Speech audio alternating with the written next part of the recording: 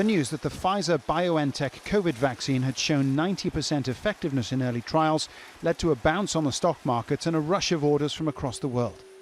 The UK had already pre-ordered 40 million doses. The European Union will sign a deal for 300 million doses on Wednesday.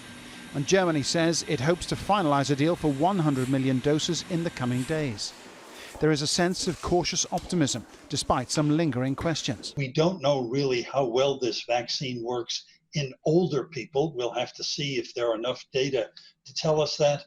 Pregnant women haven't been studied. Studies in children are just beginning. But long journeys, first steps, that's wonderful. It looks as though we're making progress. Progress in places, at least. The United States says Americans could start being immunized against COVID in December. But in Africa and Asia, lower and middle-income countries are looking on in dismay. They're part of a joint initiative called COVAX, which relies on the financial support of richer countries. And in the race to vaccinate, charity apparently begins at home.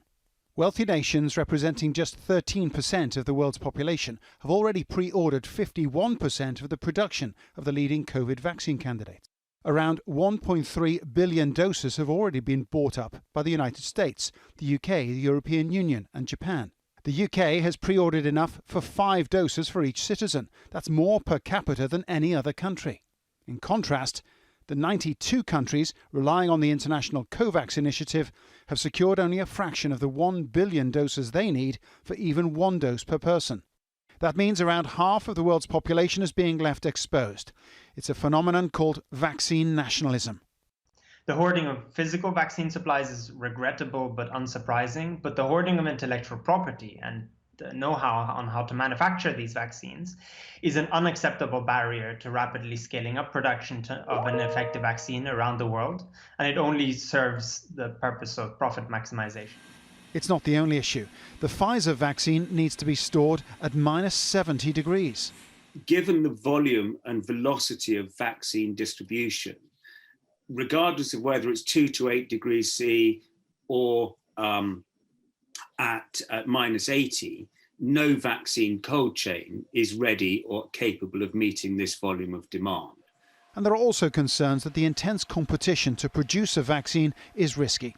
On Tuesday, Russia announced it's rolling out its Sputnik V vaccine for domestic use, despite the fact that late-stage trials haven't yet finished.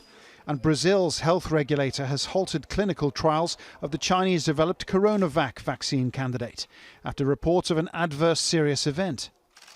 Random samples of public opinion across Europe reveal a broadly even split between those keen to be vaccinated and those who would prefer to wait until much more data is available. Paul Brennan, Al Jazeera.